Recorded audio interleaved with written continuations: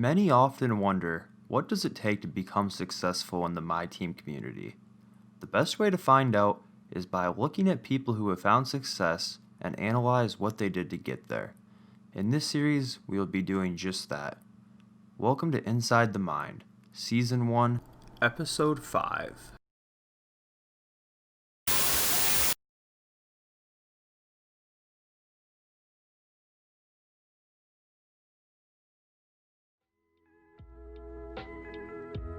ImJustIsaac, or Isaac for short, is a 20-year-old 2K player from Alabama. He is a competitive player, a streamer, and a content creator, among other things. Before he was working on his defensive rotations in MyTeam, he was working at an Apple store as an associate. Nowadays, you can check him out live nearly every day on Twitch, whether he's streaming a tournament or just some unlimited runs on some other accounts. Normally, Isaac is on the game every single day.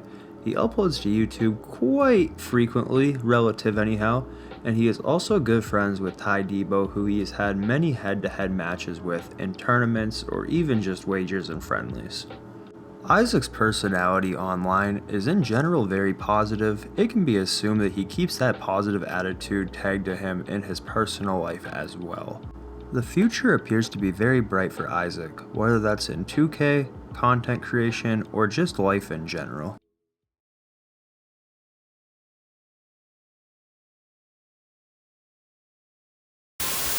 Yo, what is going on, guys? I'm back, man. I'm back here with another video today. It's your boy Isaac. I'm just Isaac, whatever you want to call me. Isaac's main platform is Twitch, where he grew incredibly quick through positive energy and high-level gameplay, along with a lot of chat interaction. AD work. Back up. AD work. Shoot the ball. Really chicken, man. I'm not gonna lie. Isaac also has a YouTube channel where he often uploads gameplays of new cards when they come out, and once in a while will drop a tips and tricks video. Some of the thumbnails that he uses are just some of the best thumbnails I've ever seen on the platform, hands down.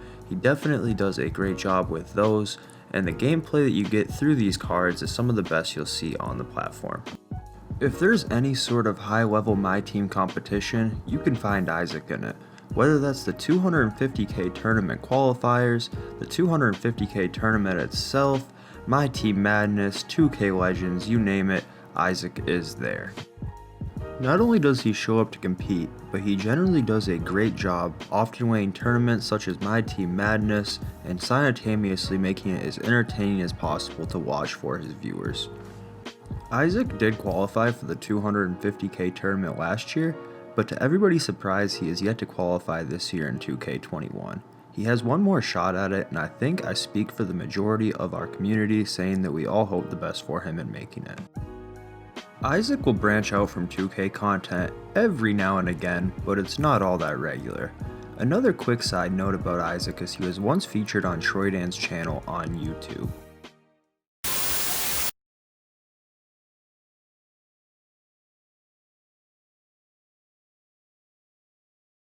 As I've already mentioned, Isaac is absolutely elite at MyTeam, which makes him incredibly fun to watch. When he is building his lineup, he generally uses some of the best cards in the game because that's what it takes to play in the competitive setting. For his playstyle, he needs players with high speed and cards that can hold defense, and obviously since he is a competitive player, most of the time he's using the top tier cards in the game. For his playstyle, it comes pretty obvious that he is going to control the pace of the game since he is so good at it. He uses players that are elite on defense to often send traps, send doubles, whatever it takes to speed up his opponents. On offense, he runs a lot of pick and rolls, but most of the time will just take whatever the defense gives him. We are going to analyze gameplay from a tournament that Isaac had played in about 2 weeks ago prior to this recording. For his settings, he does his typical smother on ball and off ball tight. He's going to go catch hedge on both screens and a few other things to stop his help. He's going to throw on just the simple Hawks freelance, and surprisingly enough, he does not mess with the adaptive coach engine or the coaching sliders right before tip off. Right off the jump ball, Isaac calls his freelance, gets a screen, and runs straight to the hoop. He's going for the dunk just 7 seconds into the game, already trying to dictate the pace right off tip-off. He does get blocked, but he does get a foul and a quick reset, but it just goes to show how he is trying to control the pace early on. Off of the reset, he catches a quick screen from Blake Griffin and gets a nice little Showtime dunk with D Wade, and this is where things get super interesting. The defensive side of the ball is what really compels me about Isaac's play style. He does sometimes press, but right in this situation, he's just pressing up on ball with one player and one player only on the point guard, getting his own bumps. In the half court, he absolutely refuses his opponent to run pick and rolls. He has it so jumbled up right at the top of the key as his opponent calls for this, quickly hells off and gets a foul, but that just kind of goes to show you how much pressure he is putting on these pick and rolls. Once again, he doubles, that time it leads into a ball taken out of the air, a fast break Showtime dunk for Blake Griffin. On the defensive end, he gives up a quick dunk to D Wade, but this just goes to show right here how he controls the pace of the game as he chucks the ball down the court and returns back his opponent's dunk with one of his own within a split second.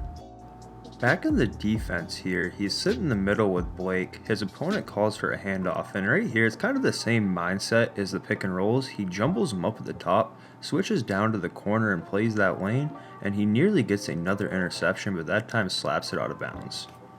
On the offense here, he gets a nice lob up to Grant Hill, and before his opponent can even pick up the ball, he is already sitting between him and who he's looking to inbound the ball to, letting him know that he is home on defense. Once his opponent gets the ball in the half court, it's more of the same. He jumbles up the pick and roll, quickly switches down to Blake Griffin.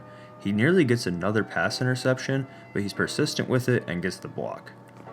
On the defensive end, Isaac makes a great recovery with Paul George to swat the ball, and on the break, he sees that he is benefiting from all the Showtime dunks he's already had, does a 2K20-esque move with a hop step in slashing takeover with Paul George and throws it down. Trying to take full advantage of this takeover, he runs to the rim again, but his opponent is knowing that he is going to probably dunk the ball, doubles down on him, so Isaac kicks it back out for an easy green from Blake Griffin. Once again on the defensive end, Isaac's quickly shifting his players around, denies the pick and roll. Blake does manage to get ahead of steam, and he does throw down the ball on Isaac, but however, he's back again on offense. Isaac will do this here a lot where he stops right under the hoop with a player if he doesn't feel like he can get a dunk and kick it out. Right there, passing the ball to Chris Webber for a nice clean green. Back on defense, more of the same here with the harassing of the on-ball point guard in the backcourt, denying the pick and roll. This time he's going to swing all the way out of the corner from the bottom left with a player just to stop this pick and roll, drop down with AK, play 2 with 1, and get the contest. Pushing the ball up the court at a good pace, but not forcing anything, Isaac takes his time in getting a shot that he knows he can make at a high clip. To close out the half, Isaac swings out the corner to try and get an interception here. He misses it, quickly recovers with his center to get the block, pushes the pace, takes his sweet time though once he gets up the court, dishes it off to get a layup. Good clock management skill there.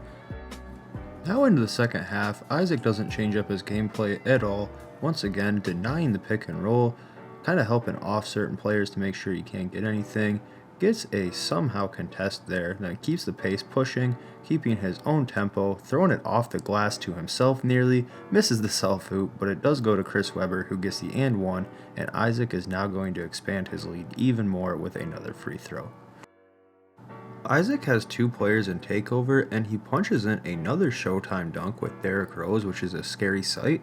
So now that he's up 7 with a couple players in takeover and possibly a few more on the way, he's getting a little bit more liberal with what he is doing, taking a few more risks, tries a step back with JR there, gets doubled and dumps it down, kicks it back out to AK for a green to put him up 10 points about halfway through the third quarter. At this stage in the game, Isaac's pretty comfortable with his 10-point lead, so he's continuing to control the pace, but this time in a different way. He's being pretty patient with his offense, looking for a shot that he knows he has a high % chance of making, winds the shot clock all the way down to 24, and gets another dunk with Blake Griffin.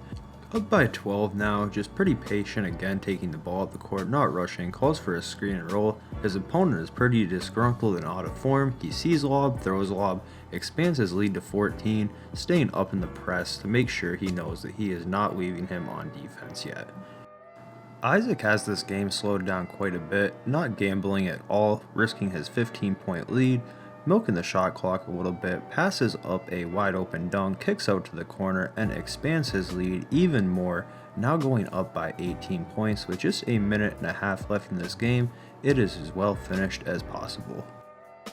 Through controlling the pace, quite a few showtime dunks, good rotations on defense, among other things, Isaac ends up closing this one out with a final score of 87-63 as the game finishes with Isaac having 3 players in takeover.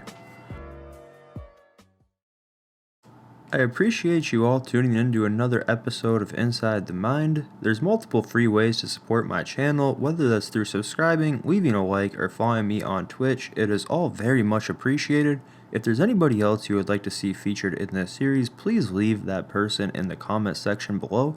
And until next time, it's Unbeatable Jacob, and I'm out.